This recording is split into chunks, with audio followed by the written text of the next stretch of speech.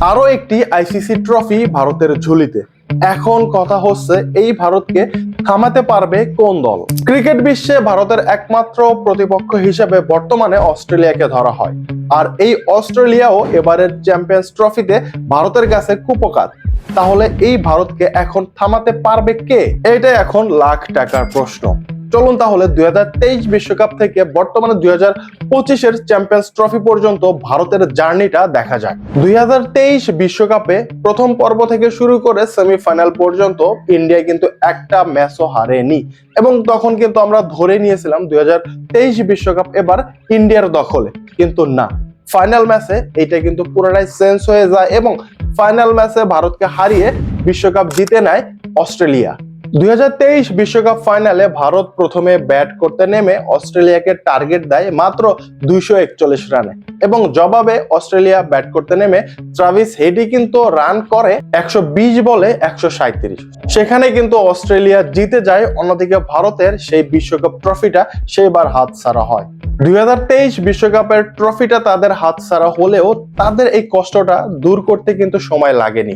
মাত্র এক বছরের মাথায় 2024 সালের টি-20 বিশ্বকাপ তারা জিতে নেয়। টি-20 বিশ্বকাপের ফাইনালে সাউথ আফ্রিকার বিপক্ষে দুর্দান্ত জয়লাভ করে টি-20 বিশ্বকাপটা তাদের ঝুলিতে ভরে নেয় ইন্ডিয়া।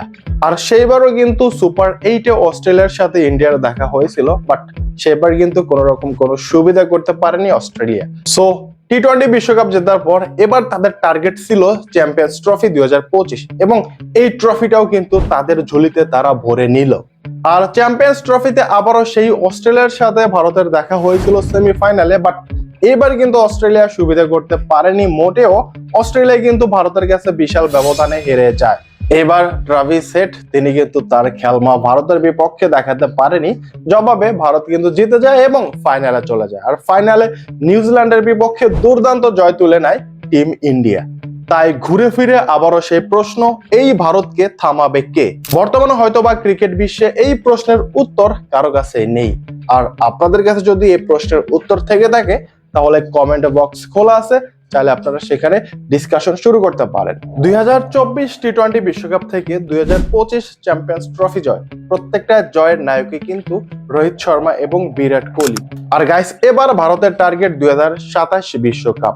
2023 বিশ্বকাপের বেদনা ভুলে আবারও তারা 2027 বিশ্বকাপ জিততে পারবে কিনা আপনাদের কি মনে হয়?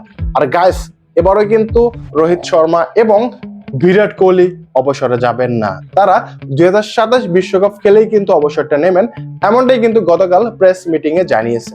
সো দেখা যাক আবারও কোহলি এবং রোহিত শর্মার উপর ভর রেখে 2027 বিশ্বকাপ ভারত জয়লাভ করতে পারে কি না। সো ভিডিও পর্যন্তই, সবাই ভালো থাকবেন, ধন্যবাদ।